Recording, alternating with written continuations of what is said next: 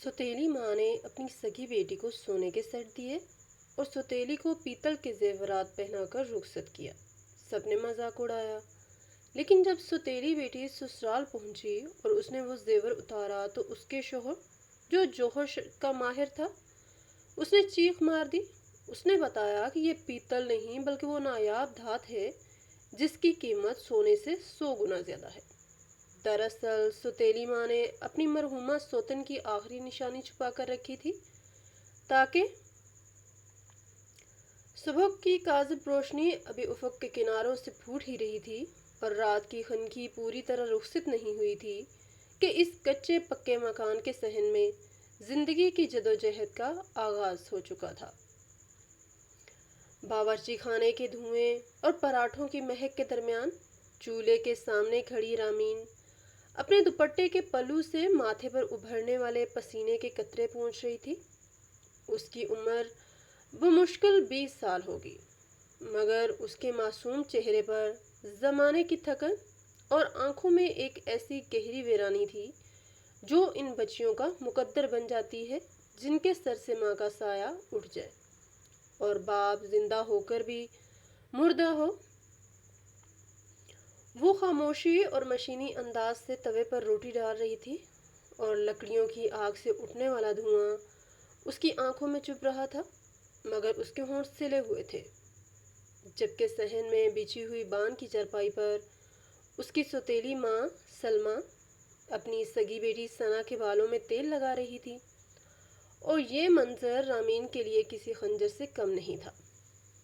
سلمیٰ کا رویہ رامین کے ساتھ بظاہر ظالمانہ نہیں تھا، وہ اسے مارتی پیٹتی نہیں تھی، مگر اس کے رویے میں وہ اپنائیت اور ممتا کی وہ مٹھاس سرے سے غائب تھی جو ثنا کے لیے اس کے ہر لفظ سے ٹپکتی تھی۔ ثنا بڑے لاڈ اور بے فکری سے اپنی ماں کی گود میں سر رکھے ہوئے تھی اور سلمیٰ اپنی کھردری انگلیوں سے اس کے بالوں کو سلجھاتے ہوئے بڑے پیار سے کہہ رہی تھی کہ میری گڑیا، آج ناشتہ جلدی کر لے، ہمیں بازار جانا ہے۔ تیری شادی کی تیاریاں سر پر ہیں، دن تھوڑے رہ گئے ہیں اور کام بہت ہیں، اور تو ہے کہ ابھی تک اپنی نیند پوری نہیں کر پا رہی۔ ثنا نے اٹھلاتے ہوئے اور ناز نخرے سے جواب دیا کہ امی، آپ ہیں نا سب سنبھالنے کے لیے، مجھے کیا فکر ہے؟ جب تک آپ کا سایہ میرے سر پر ہے مجھے دنیا کی کوئی فکر نہیں۔ یہ باتیں باورچی خانے کی تاریکی میں کھڑی رامین کے کانوں میں پگھلے ہوئے سیسے کی طرح اتر رہی تھی اور اس کا دل چھلنی کر رہی تھی۔ اسے یاد نہیں تھا کہ آخری بار کس نے اسے اتنے پیار سے جگایا تھا، یا اس کے روکھے بالوں میں انگلیوں سے کنگھی کی تھی، یا کبھی اس سے پوچھا تھا کہ اسے نیند آئی بھی ہے یا نہیں۔ اسے بس اتنا یاد تھا کہ جب سے اس کی ماں زینب کا انتقال ہوا تھا وہ اس گھر میں بیٹی کم اور ایک ذمہ دار ملازمہ زیادہ بن گئی تھی، جس کا کام صرف سب کی خدمت کرنا اور خاموش رہنا تھا۔ سلمیٰ نے اونچی آواز میں پکارا کہ رامین، ناشتہ لاؤ، دیر ہو رہی ہے، سورج نکل آیا ہے اور تم ابھی تک روٹیاں ہی پکا رہی ہو۔ رامین نے جلدی سے ٹرے سجائی اور صحن میں لے آئی۔ اس نے کانپتے ہاتھوں سے چائے کا کپ ثنا کے آگے رکھا اور دوسرا سلمیٰ کے آگے۔ وہ خود ناشتہ کرنے کے بجائے دوبارہ باورچی خانے کی طرف مڑ گئی تاکہ برتن سمیٹ سکے اور شاید اپنی بھوک کو کام میں چھپا سکے۔ سلمیٰ نے اسے روکنے یا ساتھ بٹھانے کی زحمت نہیں کی اور نہ ہی ثنا نے مروت میں اسے آواز دی۔ یہ وہ خاموش اور سرد مہر فرق تھا جو روزانہ اس گھر میں دہرایا جاتا تھا، اور رامین اب اس رویے کی عادی ہو چکی تھی۔ اسے معلوم تھا کہ سوتیلی ماں کا سایہ دیوار کے سائے جیسا ہوتا ہے جو دھوپ کی تپش سے تو بچاتا ہے، مگر اس میں وہ ٹھنڈک اور سکون نہیں ہوتا جو گھنے درخت کے سائے میں ہوتا ہے۔ ابھی ناشتہ ختم ہی ہوا تھا اور برتنوں کی کھنکھناہٹ جاری تھی کہ گھر کا مرکزی دروازہ زور سے کھلا اور رامین کا باپ اصغر لڑکھڑاتا ہوا اور بڑبڑاتا ہوا اندر داخل ہوا۔ اس کی آنکھوں میں رات بھر جاگے رہنے کے باعث سرخ ڈورے تیرے تھے اور لہجے میں وہ تلخی اور جھنجھلاہٹ تھی جو ان جواریوں کی پہچان ہوتی ہے جو اپنی جمع پونجی ہار کر گھر لوٹتے ہیں۔ اصغر نے آتے ہی سلمیٰ پر اپنی ناکامی کا غصہ اتارنا شروع کر دیا اور چیخنا شروع کر دیا کہ گھر میں کیا تماشا لگا رکھا ہے تم ماں بیٹی نے؟ ثنا کی شادی کی تاریخ تو اپنی مرضی سے طے کر لی اور جہیز کے لیے پیسے بھی جوڑ لیے اور سارا گھر خوشیوں میں مگن ہے، مگر اس رامین کا کیا ہو گیا؟ کیا اسے میں اپنی گردن پر ساری زندگی لاد کر رکھوں گا یا اس کے لیے کوئی آسمان سے فرشتہ اترے گا؟ میں تھک گیا ہوں اس کا بوجھ اٹھا اٹھا کر۔ اسے کسی بڈھے کے پلے باندھ دو تاکہ جان چھوٹ جائے اور گھر کا راشن تو بچے۔ سلمہ نے اپنی بیٹی ثنا کو اشارے سے کمرے میں بھیجا تاکہ وہ اپنے باپ کی بکواس نہ سن سکے، اور پھر اصغر کی طرف مڑی اور انتہائی سپاٹ اور مضبوط لہجے میں بولی کہ تم اپنی بیٹی کی فکر مت کرو اور نہ ہی رامین کے نصیب کی فکر کرو۔ اس کا نصیب اس کے ساتھ ہے اور خدا اس کا نگہبان ہے، اور ویسے بھی تم نے آج تک اس گھر کو دیا ہی کیا ہے سوائے ذلت اور رسوائی کے اور قرض کے؟ تم کس منہ سے اس بچے کے مستقبل کا فیصلہ کر رہے ہو؟ اصغر نے طنزیہ ہنسی ہنستے ہوئے کہا کہ بڑی زبان چلنے لگی ہے تیری۔ مجھے آج پیسوں کی اشد ضرورت ہے اور میں جانتا ہوں کہ زینب مرتے وقت کچھ نہ کچھ تو چھوڑ کر گئی ہوگی۔ وہ زیور کہاں ہے جو اس نے اپنی شادی پر پہنا تھا اور جسے وہ جان سے زیادہ سنبھال کر رکھتی تھی؟ مجھے وہ زیور چاہیے تاکہ میں اپنا قرض اتار سکوں۔ سلمہ کا چہرہ ایک دم سخت ہو گیا اور اس کی آنکھوں میں ایک ایسا جلال آ گیا جس نے اصغر کو بھی ایک لمحے کے لیے ٹھٹکنے پر مجبور کر دیا۔ اس نے مضبوطی سے کہا کہ زینب کا سارا زیور تو تم اس کی بیماری کے نام پر اور اپنے جوئے کی لت میں برسوں پہلے اڑا چکے ہو۔ اب اس گھر میں سوائے میری محنت کی کمائی کے کچھ نہیں بچا، اور خبردار جو تم نے رامین کی شادی کے نام پر کسی سے ادھار مانگا یا اسے بیچنے کی کوشش کی، اس کی ماں اس کے لیے جو عزت اور نصیب چھوڑ گئی ہے وہی اسے ملے گا۔ اس گھر کی کوئی چیز اب تمہارے جوئے کی نظر نہیں ہوگی۔ اصغر بڑبڑاتا ہوا اور گندی گالیاں دیتا ہوا اندر چلا گیا، مگر رامین جو دروازے کی اوٹ میں کھڑی یہ سب سن رہی تھی، اس کا دل دھک سے رہ گیا اور اس کے وجود میں ایک سرد لہر دوڑ گئی۔ اسے لگا کہ وہ اس گھر میں ایک ایسا بوجھ ہے جسے ہر کوئی اپنے کندھے سے اتارنا چاہتا ہے۔ اسے اپنی مرحومہ ماں کی شدت سے یاد آئی کہ کاش وہ زندہ ہوتی تو آج باپ یوں اس کا سودا کرنے کی بات نہ کرتا اور کوئی تو ہوتا جو اس کے لیے ڈھال بنتا۔ شام کا سایہ گہرا ہونے لگا تو سلمہ دونوں بیٹیوں کو لے کر بازار پہنچی۔ شادی کی شاپنگ کا مرلہ تھا۔ بازار کی رونقیں اور دکانوں میں سجے رنگ برنگے کپڑے اور زیورات دیکھ کر ثنا کی آنکھیں خوشی سے چمک رہی تھیں۔ وہ تتلی کی طرح ایک دکان سے دوسری دکان پر اڑتی پھر رہی تھی۔ وہ جس مہنگے سوٹ پر ہاتھ رکھتی، سلمہ بنا کسی بحث کے وہ خرید لیتی اور دکاندار سے قیمت کم کروانے کی بھی کوشش نہ کرتی، جیسے ثنا کی خوشی کے آگے پیسے کی کوئی وقت نہ ہو۔ سنار کی دکان پر پہنچ کر تو جیسے ثنا کی عید ہو گئی۔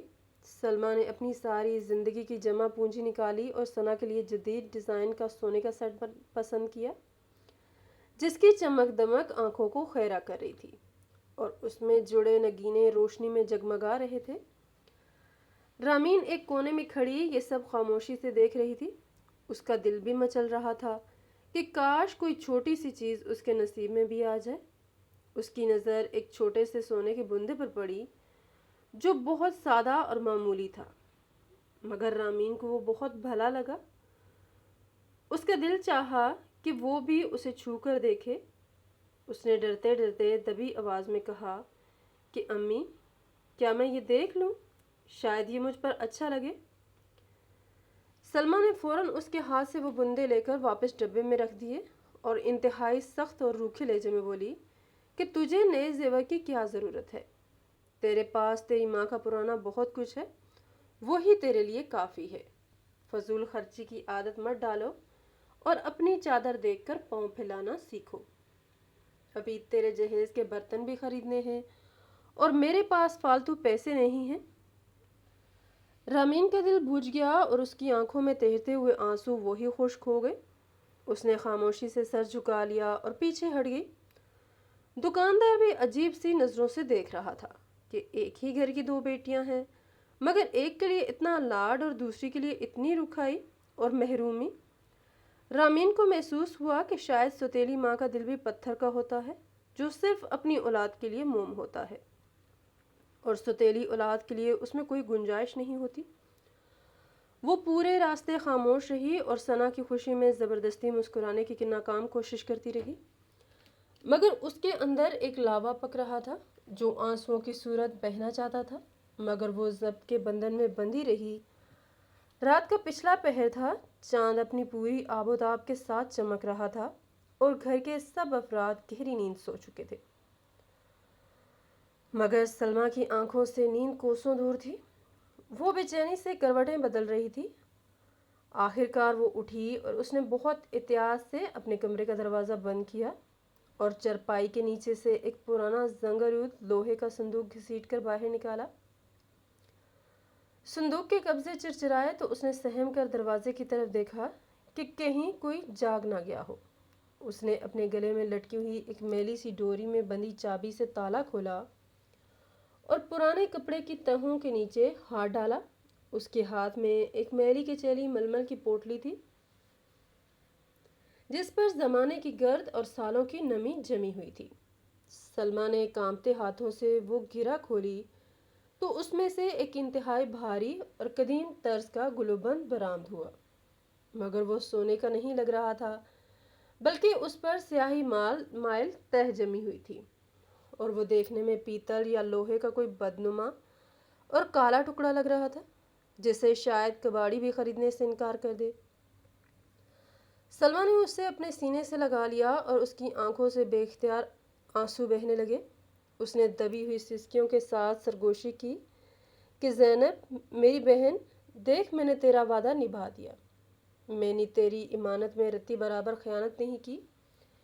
میرا دل خون کے آنسو روتا ہے جب میں رامین کے ساتھ سختی کرتی ہوں اور اسے جھڑکتی ہوں، مگر میں مجبور ہوں حالات کے ہاتھوں۔ اگر میں اس زیور کی حقیقت بتا دیتی تو اصغر اسے بیچ کر اپنے جوئے میں اڑا دیتا، اور اگر میں رامین کو بتا دیتی تو وہ بچپنے میں اسے گنوا دیتی یا اپنی سادگی میں کسی کو دے دیتی۔ تیری امانت کا بوجھ میرے کاندھوں کو جھکائے جا رہا ہے۔ میں اسے دنیا کی نظر میں فقیرنی اور بدنصیب بنا رہی ہوں تاکہ وہ بادشاہوں کا خزانہ اپنے گھر لے جا سکے۔ مجھے معاف کر دینا زینب، مجھے معاف کر دینا کہ میں نے تیری بیٹی کو سونا نہیں بلکہ بظاہر پیتل دیا ہے۔ سلمیٰ نے وہ زیور واپس پوٹلے میں باندھا اور صندوق میں چھپا دیا۔ یہ وہ راز تھا جو اس نے اپنی سگی بیٹی ثنا سے بھی چھپا رکھا تھا اور جس کی حفاظت کے لیے وہ بدنامی کا طوق پہننے کو بھی تیار تھی۔ شادی میں اب صرف 2 دن باقی تھے۔ گھر میں مہمانوں کی آمد شروع ہو چکی تھی۔ رامین اپنے کمرے میں اداس بیٹھی اپنی ماں کی تصویر دیکھ رہی تھی کہ سلمیٰ اندر آئی اور وہ میلی پوٹلی اس کی گود میں ڈال دی۔ رامین نے حیرت سے پوٹلی کھولی تو اندر سے وہی کالا اور بدنما ہار نکلا۔ اسے دیکھ کر رامین کا دل جیسے کسی نے مٹھی میں بھینچ لیا ہو۔ وہ توقع کر رہی تھی کہ شاید ماں کی نشانی کوئی خوبصورت چیز ہوگی، کوئی جھمکا، کوئی انگوٹھی، مگر یہ تو کباڑ کا کوئی ٹکڑا لگ رہا تھا جس پر میل کی تہیں جمی تھیں۔ رامین نے ہمت کر کے اور لرزتی ہوئی آواز میں کہا کہ امی، یہ تو بہت میلا ہو رہا ہے اور کالا پڑ چکا ہے، میں اسے لیموں اور صابن سے دھو کر چمکاتی ہوں، شاید صاف ہو جائے اور پہننے کے قابل ہو جائے۔ وہ جیسے ہی اٹھنے لگی، سلمیٰ نے جھپٹ کر چیتے کی طرح اس کا ہاتھ پکڑ لیا اور اتنی زور سے ڈانٹا کہ رامین سہم کر پیچھے ہٹ گئی۔ سلمیٰ نے چیخ کر کہا کہ خبردار جو اسے ہاتھ لگایا یا اسے رگڑنے کی کوشش کی، یہ پرانے زمانے کی خاص پالش ہے، اگر تم نے اسے دھویا تو یہ خراب ہو جائے گا اور اپنی شکل کھو دے گا، پھر یہ کسی کام کا نہیں رہے گا، اسے ایسے ہی پہننا ہے جیسا یہ ہے۔ اگر تم نے میری بات نہ مانی اور اپنی ہوشیاری دکھانے کی کوشش کی تو مجھ سے برا کوئی نہ ہوگا۔ رامین کی آنکھوں میں آنسو آ گئے۔ اسے لگا کہ سلمیٰ نہیں چاہتی کہ رامین شادی والے دن اچھی لگے، اسی لیے وہ اسے یہ میلا زیور پہنا کر سب کے سامنے تماشا بنانا چاہتی ہے تاکہ سب رامین کا مذاق اڑائیں۔ وہ روتے ہوئے بیٹھ گئی اور اپنی قسمت کو کوسنے لگی۔ سلمیٰ اسے غصے سے گھورتی ہوئی کمرے سے باہر نکل گئی۔ رسم رونمائی کا دن آ پہنچا۔ گھر میں محلے کی عورتیں اور خاندان والے جمع تھے۔ ایک بڑے کمرے میں چرپائیاں بچھا کر جہیز کی نمائش کی جا رہی تھی۔ ایک طرف ثنا کا جہیز سجا تھا جس میں رنگ برنگے ریشمی کپڑے، جدید طرز کے برتن اور درمیان میں وہ چمکدار سونے کا سیٹ رکھا تھا جو سب کی توجہ کا مرکز بنا ہوا تھا۔ ہر عورت اسے ہاتھ لگا کر دیکھتی اور تعریف کرتی کہ سلمیٰ نے تو کمال کر دیا، بیٹی کو راجکماری بنا دیا۔ دوسری طرف ایک چھوٹی سی چارپائی پر رامین کا جہیز تھا جس میں چند سوتی جوڑے اور ضرورت کا معمولی سامان تھا، اور سرہانے وہ کالا پیتل نما ہار رکھا تھا۔ عورتیں وہاں سے گزرتی تو منہ بنا لیتی اور ایک دوسرے کو کونیاں مارتی۔ ایک رشتہ دار خاتون نے طنزیہ انداز میں کہا کہ ہائے بیچاری رامین، بن ماں کی تھی تو کیا ہوا، سوتیلی ماں کا فرض نہیں تھا کہ 2 تولے سونا ہی بنا دیتی؟ یہ کیا لوہے کا ٹکڑا رکھ دیا ہے جو دیکھنے میں بھی بھاری اور بدنما ہے؟ دوسری عورت نے سرگوشی کی کہ ارے سوتیلی ماں تو سوتیلی ہوتی ہے، سارا مال اپنی بیٹی پر لتار دیا اور اس مسکین کے لیے کباڑ خانے سے خریداری کی ہے۔ یہ باتیں رامین کے کانوں تک پہنچ رہی تھی جو ایک کونے میں سر جھکائے بیٹھی تھی۔ اس کا وجود شرمندگی سے پانی پانی ہو رہا تھا اور وہ زمین میں گڑ جانا چاہتی تھی۔ سلمیٰ سب کے درمیان پتھر کی مورت بنی بیٹھی رہی۔ اس نے کسی طعنے کا جواب نہیں دیا اور نہ ہی اپنی صفائی پیش کی۔ وہ جانتی تھی کہ آج کی ذلت رامین کے کل کے سکون کی قیمت ہے اور وہ یہ قیمت چکانے کو تیار تھی۔ اصغر جو اب تک مہمانوں میں مصروف تھا اب عورتوں کے کھسر پھسر سن کر کمرے میں آیا اور اس کی نظر اس ہار پر پڑی تو اس کا پارا ہائی ہو گیا۔ اس نے آؤ دیکھا نہ تاؤ دیکھا، آگے بڑھ کر وہ ہار اٹھایا اور فرش پر پھینک دیا۔ اس نے سلمیٰ پر دھاڑتے ہوئے کہا کہ یہ کیا تماشا ہے، میری ناک کٹوا دی سارے خاندان میں۔ لوگ کیا کہیں گے کہ اصغر نے بیٹی کو دھات کا ٹکڑا دیا؟ لاؤ اسے میں ابھی باہر جا کر بیچتا ہوں اور اس کے بدلے کوئی نکلی سیٹ لے کر آتا ہوں جو کم از کم چمکتا ہوا تو ہو۔ اصغر نے جھک کر ہار اٹھانا چاہا تو سلمیٰ بجلی کی تیزی سے اپنی جگہ سے اٹھی اور اصغر کے سامنے ایک مضبوط دیوار بن کر کھڑی ہو گئی۔ اس کی آنکھوں میں ایسا جلال اور غضب تھا کہ اصغر بھی ایک لمحے کے لیے ٹھٹک گیا۔ سلمیٰ نے گرجدار آواز میں کہا کہ خبردار اصغر، جو تم نے اس ہار کو ہاتھ بھی لگایا، یہ رامین کی ماں کی آخری نشانی ہے اور یہ جیسی بھی ہے یہ میری بیٹی کے پاس ہی رہے گی۔ تم نے آج تک اسے دیا ہی کیا ہے جو آج تمہیں اس کی عزت کا خیال آ گیا؟ اگر تم نے اسے بیچنے کی کوشش کی تو میں پورے محلے کو اکٹھا کر لوں گی اور سب کو بتا دوں گی کہ تم نے زینب کے زیورات کا کیا حشر کیا تھا۔ سلمیٰ کا یہ روپ دیکھ کر اصغر سہم گیا۔ اسے معلوم تھا کہ سلمیٰ اگر ضد پر آ جائے تو وہ کچھ بھی کر سکتی ہے۔ وہ بڑبڑاتا ہوا اور اپنی عزت بچاتا ہوا پیچھے ہٹ گیا کہ ٹھیک ہے، بھگتو پھر، میں ذمہ دار نہیں ہوں۔ اگر سسرال والے تانے دیں تو مجھے مت کہنا۔ سلمیٰ نے جھک کر وہ ہار اٹھایا، اسے اپنے دامن سے صاف کیا اور دوبارہ رامین کے سامان میں رکھ دیا۔ رات کو جب مہمان چلے گئے اور خاموشی چھا گئی تو ثنا رامین کے کمرے میں آئی۔ رامین اس وقت کھڑکی کے پاس کھڑی اداسی سے چاند کو دیکھ رہی تھی۔ ثنا نے آ کر اس کے کندھے پر ہاتھ رکھا اور ہمدردی جتاتے ہوئے بولی کہ باجی، مجھے بہت افسوس ہے کہ امی نے آپ کے ساتھ ایسا کیا۔ کاش ابا کے پاس پیسے ہوتے تو وہ آپ کو بھی نیا سیٹ لے دیتے۔ آپ فکر نہ کریں، میں اپنے سسرال جا کر آپ کو کچھ نہ کچھ تحفہ بھیجتی رہوں گی۔ رامین نے تلخ مسکراہٹ کے ساتھ اپنی بہن کو دیکھا۔ وہ جانتی تھی کہ ثنا معصوم ہے اور اسے حقیقت کا علم نہیں۔ رامین نے دھیمی آواز میں کہا کہ ثنا، مجھے سونے یا چاندی کا دکھ نہیں، مجھے دکھ اس بات کا ہے کہ امی نے مجھے کبھی اپنی بیٹی سمجھا ہی نہیں۔ انہوں نے یہ ثابت کر دیا کہ خون کا رشتہ ہی سب کچھ ہوتا ہے۔ دیکھو نا، انہوں نے مجھے وہ چیز دی جو شاید کسی فقیر کو بھی نہ دی جائے۔ مجھے بس امی کی محبت چاہیے جو مجھے کبھی نہ مل سکی۔ میں ہمیشہ اس گھر میں اجنبی ہی رہی۔ ثنا خاموش ہو گئی۔ اس کے پاس کہنے کو کچھ نہیں تھا کیونکہ حقیقت سب کے سامنے عیاں تھی اور وہ اپنی ماں کے رویے کا دفاع نہیں کر سکتی تھی۔ شادی کا دن آ گیا۔ گھر میں شہنائیوں کی گونج تھی۔ मगर रामीन के दिल में मातम था। उसे दुल्हन का सुर्ख जोड़ा पहनाया गया था, मगर उसके चेहरे पर वो खुशी नहीं थी जो दुल्हनों का खासा होती है। तैयार होने के बाद जब जेवर पहनने की बारी आई तो सलमा खुद आगे बढ़ी। उसने अपने हाथों से रामीन के गले में वो भारी स्याह हार पहनाया जो उसके सुर्ख लिबास के साथ इंतहाई अजीब और बदनुमा लग रहा था, जैसे चांद पर गिरन लग गया हो। रामीन ने आईने में खुद को देखा तो उसे अपनी ही शक्ल पर तरस आ गया। रुखसती का वक्त आया तो माहौल सोगवार हो गया। रामीन अपने बाप से मिली तो असगर ने उसके सर पर हाथ रखा, मगर जब सलमा की बारी आई तो रामीन उससे लिपट कर रोने लगी। सलमा की आंखें खुश्क थीं और चेहरा सपाट था। उसने रामीन को खुद से जुदा किया और उसके कान के करीब मुंह लेकर जाकर एक ऐसी बात कही जिसने रामीन को चौंका दिया। सलमा ने इंतहाई संजीदगी और सख्ती से कहा कि रामीन, मेरी बात पल्ले बांध ले। लोग इस हार को पीतल कहें, लोहा कहें या मट्टी समझें, तूने इसे अपने गले से नहीं उतारना, और चाहे भूख से मर जाना, मगर खबरदार जो इसे बेचने का ख्याल भी तेरे दिल में आया। ये तेरी माँ की वो निशानी है जो तेरी नस्लों की हिफाजत करेगी। बस मेरा ये एक हुक्म मान लेना। रामीन हैरत से सलमा का चेहरा देखती रह गई कि इतनी हकीर चीज़ के लिए इतनी बड़ी ताकीद क्यों। मगर वक्त कम था और उसे डोली में बिठा दिया गया और वो सवाल उसके दिल में ही रह गया। रामीन अपने ससुराल पहुंची तो वहाँ जश्न का सा समा था। अहमद के घर वाले बड़ी बेसब्री से दुल्हन का इंतज़ार कर रहे थे।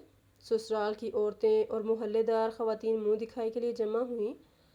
रामीन एक सजी हुई कुर्सी पर बैठी थी और उसका दिल ज़ोर ज़ोर से धड़क रहा था। जैसे ही उसने घूंघट उठाया तो सबकी नज़रें सबसे पहले उसके गले पर जम गईं, जहां वो बदनुमा स्याह हार अपनी तमाम तर बदसूरती के साथ नुमाया था। एक लम्हे के लिए कमरे में सन्नाटा छा गया और फिर दबी दबी हंसी की आवाज़ें आने लगी। रामीन की सास ने आगे बढ़कर वो हार हाथ में लिया और तंजिया अंदाज में बोली कि बहू, तुम्हारे मेके वालों ने तो शायद कबाड़ी की दुकान से शॉपिंग की है। ये क्या काला कलोटा तोक तुम्हारे गले में लटका दिया है? क्या उन्हें मालूम नहीं था कि वो किस घर में बेटी ब्याह रहे हैं? एक नंद ने लुकमा दिया कि अम्मी, लगता है भाभी की सौतेली माँ ने पुराने बर्तन पिघलाकर ये शाहकार तैयार किया है। अभी वो मज़ीद कुछ कहने ही वाली थी कि कमरे का दरवाज़ा खुला और अहमर अंदर दाखिल हुआ। अहमर एक इंतहाई सुलझा हुआ, तालीम याफ्ता और बावकार नौजवान था। उसकी नज़र जब अपनी माँ और बहनों पर पड़ी जो रामीन का मजाक उड़ा रही थी और नई नवेली दुल्हन को शर्मिंदा कर रही थी, तो उसके चेहरे पर संजीदगी छा गई। वो सीधा रामीन के पास आया। उसने रामीन के झुके हुए सर को देखा, जिसकी आंखों से आंसू गिरकर उसके हाथों को भिगो रहे थे।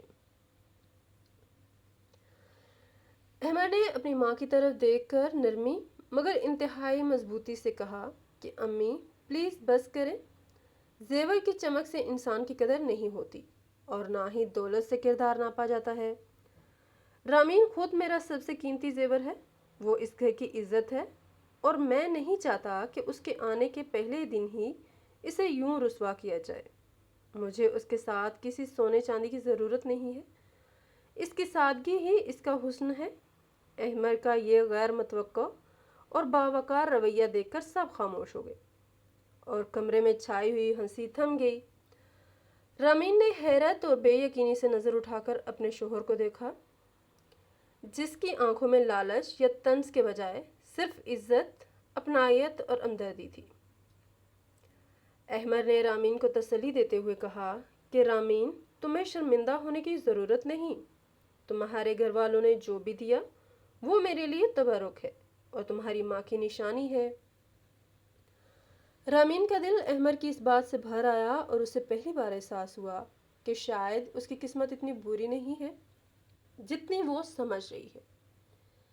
इस काली रात में उसे अहमद की शक्ल में एक रोशन सितारा मिल गया था, मगर वो जानती थी कि ये हार सिर्फ अहमद की मोहब्बत और किरदार का इम्तिहान नहीं, बल्कि उसकी किस्मत का वो दरवाज़ा है जो जल्द ही खुलने वाला है। اور جسے اس کی سوتیلی ماں نے بڑی حفاظت سے بند کر رکھا تھا۔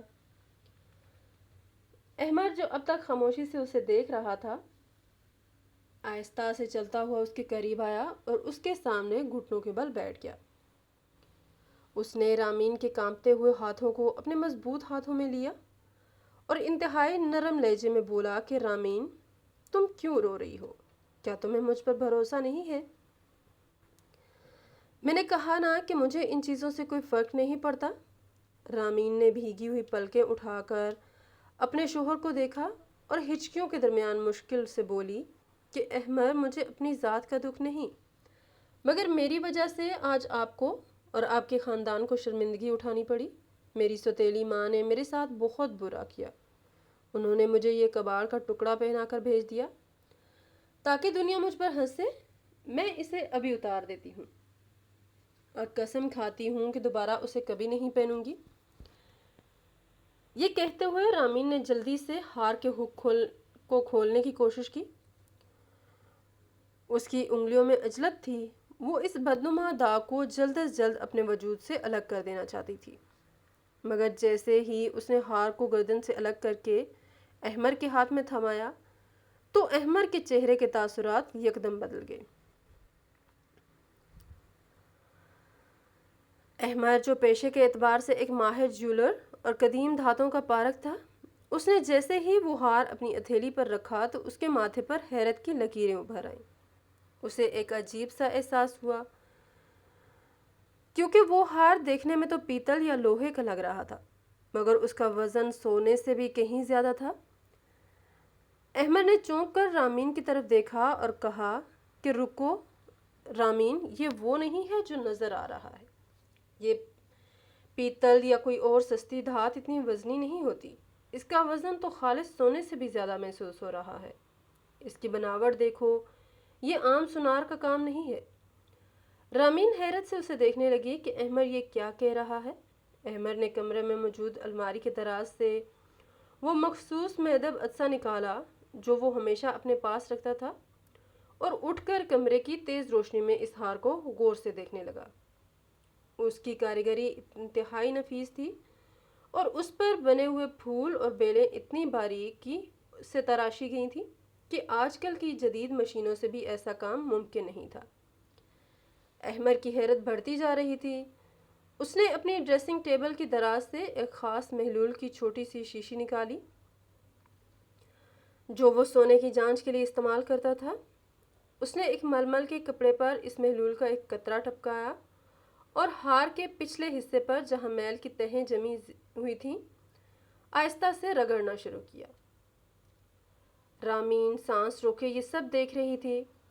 اسے سمجھ نہیں آ رہا تھا کہ احمر اس کباڑ میں کیا تلاش کر رہا ہے، مگر اگلے ہی لمحے کچھ ایسا ہوا کہ رامین کی آنکھیں پھٹی کی پھٹی رہ گئیں۔ احمر نے جہاں کپڑا رگڑا تھا وہاں سے سیاہی اور میل کی تہیں اتر گئی تھیں اور نیچے سے لوہا یا پیتل نہیں بلکہ ایک ایسی سرخ اور سنہری رنگت والی دھات چمک اٹھی تھی جس کی آب و تاب نے کمرے کی روشنی کو بھی مانند کر دیا تھا۔ یہ عام سونا نہیں تھا بلکہ اس میں ایک ایسی قدیم اور پراسرار چمک تھی جو صدیوں پرانے شاہی زیورات میں ہوتی ہے۔ احمر کے منہ سے بے اختیار ایک چیخ نما آواز نکلی اور اس نے رامین کی طرف دیکھا اور اس کی آنکھوں میں بے یقینی تھی۔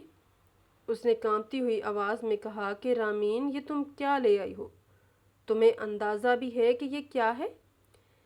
یہ پیتل نہیں ہے اور نہ ہی یہ کوئی عام سونا ہے۔ یہ کندن اور نیلم کا وہ قدیم ترین اور نایاب مرکب ہے جسے بلیک گولڈ یا کالا سونا کہا جاتا تھا، اور یہ فن اب دنیا سے ناپید ہو چکا ہے۔ یہ ہار کم از کم 100 سال پرانا ہے اور یہ نوابوں اور بادشاہوں کے گھرانوں کی نشانی ہے۔ اس ایک ہار کی قیمت تمہاری بہن کو ملنے والے سونے کے 20 سیٹوں سے بھی زیادہ ہے۔ یہ کوئی زیور نہیں بلکہ ایک پورا خزانہ ہے۔ رامین سن کر پتھر کی مورت بن گئی۔ اسے اپنے کانوں پر یقین نہیں آ رہا تھا کہ جس چیز کو وہ کوڑا سمجھ رہی تھی وہ انمول خزانہ نکلا۔ مزید جانچ پڑتال کے لیے ہار کے بڑے پینڈنٹ کو اٹھایا جو بہت بھاری تھا۔ اسے محسوس ہوا کہ یہ پینڈنٹ اندر سے ٹھوس نہیں ہے بلکہ اس کے اندر کچھ ہل رہا ہے۔ اس نے اپنی ماہرانہ نظروں سے اس کے جوڑ کو ٹٹولنا شروع کیا۔ اس کا شک درست نکلا۔ پینڈنٹ کے دائیں جانب ایک بہت باریک سا خفیہ بٹن تھا جو ڈیزائن کے اندر چھپایا گیا تھا۔ احمد نے اپنی سوئی کی نوک سے اس بٹن کو دبایا تو ایک دھیمی سی ٹک کی آواز آئی اور پینڈنٹ کا اوپر والا حصہ کسی کتاب کے ورق کی طرح کھل گیا۔ رامین اور احمد دونوں سانس روکے اس کھلے ہوئے خانے کو دیکھ رہے تھے۔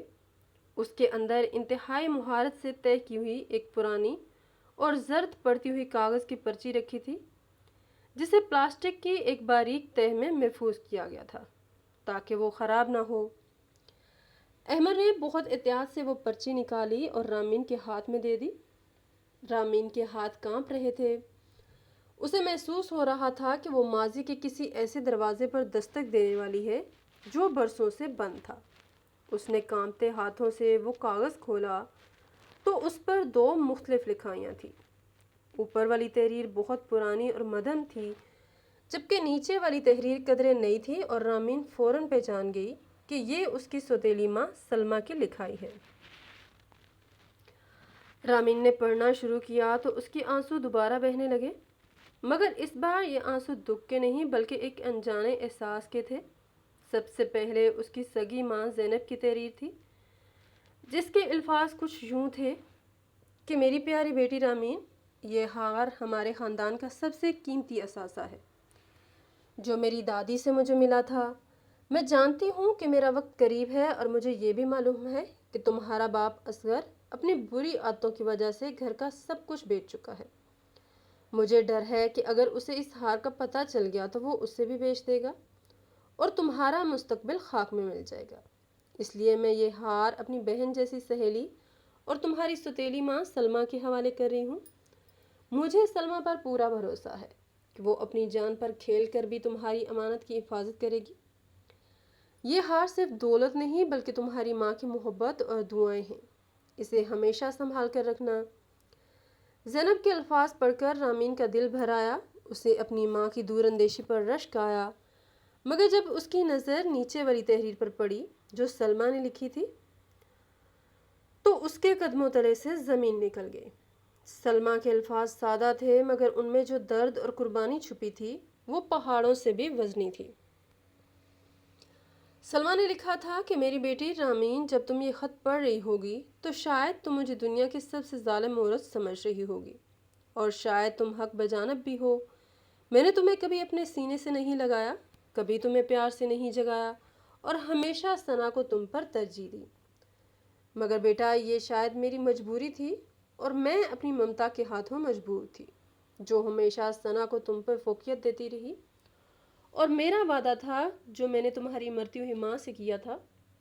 میں جانتی تھی کہ اصغر کی نظریں ہر وقت دولت پر لگی رہتی ہیں۔ اگر میں تمہیں ذرا سا بھی لاڈ دیتی یا کوئی بھی اچھی چیز تمہیں دیتی تو اس کا شک یقین میں بدل جاتا کہ زینب کچھ نہ کچھ چھوڑ کر گئی ہے۔ مجھے تمہیں دنیا اور خاص طور پر تمہارے باپ کی نظروں میں ایک لاچار اور غریب بچی ثابت کرنا تھا تاکہ کوئی تمہاری طرف دیکھے بھی نہ۔ میں نے ثنا کو نیا سونا دیا کیونکہ وہ میرا خون ہے اور میں ایک ماں ہوں، اور میرا دل اس کی طرف جھک گیا اور میں چاہتی تھی کہ اصغر کی توجہ ثنا کے جہیز پر رہے اور وہ مطمئن ہو جائے کہ گھر میں جو کچھ تھا وہ ثنا پر لگ گیا۔ میں نے اس ہار پر خود اپنے ہاتھوں سے کالی پالش ملی، اسے بدنما بنایا اور برسوں اسے کوئلوں اور پرانے لوہے کے درمیان چھپا کر رکھا تاکہ اگر کبھی غلطی سے اصغر کی نظر پڑ بھی جائے تو وہ اسے کچرا سمجھ کر چھوڑ دے۔ یہ میری زندگی کا سب سے مشکل ڈرامہ تھا رامین، جس میں اپنوں اور غیروں سب کی نفرت سہنی پڑی مجھے۔ میں نے تمہیں فقیرنی بنا کر رخصت کیا تاکہ تم حقیقت میں ایک ملکہ بن کر اپنے گھر جا سکو۔ یہ پیتل نہیں ہے میری بچی، یہ میری وفا ہے اور تمہاری ماں کی امانت ہے۔ اب یہ تمہارے حوالے ہے۔ مجھے معاف کر دینا اگر میں ماں بن کر وہ محبت نہ دے سکی جو تمہارا حق تھا۔ خط پڑھتے پڑھتے رامین کا گلا رن گیا اور وہ پھوٹ پھوٹ کر رونے لگی۔ وہ سلمہ جسے وہ ساری زندگی ایک پتھر دل عورت سمجھتی رہی تھی، وہ دراصل ایک خاموش محافظ تھی جس نے اپنی بدنامی کا توق گلے میں ڈال کر رامین کی امانت کی حفاظت کی تھی۔ رامین کو اپنی سوچوں پر گھن آنے لگی۔ اسے وہ تمام لمحات یاد آنے لگے جب سلمہ اسے ڈانٹتی تھی، خاص طور پر وہ لمحہ جب اس نے ہار کو دھونے کی کوشش کی تھی اور سلمہ نے اسے روکا تھا۔ اب اسے سمجھ آیا کہ سلمہ نے اسے کیوں روکا تھا، کیونکہ اگر وہ پالش اتر جاتی تو سونا ظاہر ہو جاتا اور باپ اسے چھین لیتا۔ رامین کو احساس ہوا کہ سلمہ نے اپنی سگی بیٹی ثنا کو وہ سونا دیا جو بازار میں چند لاکھ کا بک سکتا تھا، مگر رامین کو وہ خزانہ دیا جو نسلوں کو پال سکتا تھا۔ یہ سوتیلی ماں کا ظلم نہیں تھا، بلکہ یہ تو ایسی قربانی تھی جس کی مثال ملنا ناممکن ہے۔ احمد نے رامین کے کندھے پر ہاتھ رکھا اور نرمی سے کہا کہ رامین، تم خوش قسمت ہو کہ تمہیں ایسی ماں ملی جس نے تمہیں دنیا کی نظر سے بچانے کے لیے خود کو برا بنا لیا۔ یہ ہار واقعی انمول ہے، مگر اس کے پیچھے چھپی محبت اس سے بھی زیادہ قیمتی ہے۔ رامین نے آنسو پونچھے اور احمد کی طرف دیکھا۔ اب اس کی آنکھوں میں شکایت نہیں تھی۔ اس نے وہ ہار اٹھایا اور اپنے سینے سے لگا لیا۔ اب وہ اسے بدنما نہیں لگ رہا تھا، بلکہ اسے محسوس ہو رہا تھا کہ اس کی دونوں ماؤں کی باہیں اس کے گلے میں حمائل ہیں۔ وہ ہار جو کل تک پیتل کا توق تھا اب محبت کا تمغہ بن چکا تھا۔ رامین نے احمد سے کہا کہ یہ ہار میں اب کبھی نہیں اتاروں گی، کیونکہ یہ صرف زیور نہیں ہے، یہ میری ماں کا وہ وعدہ ہے جو اس نے اپنی جوانی اور اپنی خوشبویاں قربان کر کے پورا کیا۔ اس رات رامین سکون سے سوئی، کیونکہ اسے معلوم تھا کہ دنیا چاہے کچھ بھی کہے، اس کے پاس ایسی ماں کی دعائیں ہیں جس نے اسے پیتل کے پردے میں چھپا کر سونے سے زیادہ نکھار دیا۔ ناظرین، مزید اس طرح کے سبق آموز واقعات اور کہانیاں سننے کے لیے ہماری ویڈیو کو لائک کریں، شیئر کریں اور ہمارے چینل کو سبسکرائب کریں۔ شکریہ۔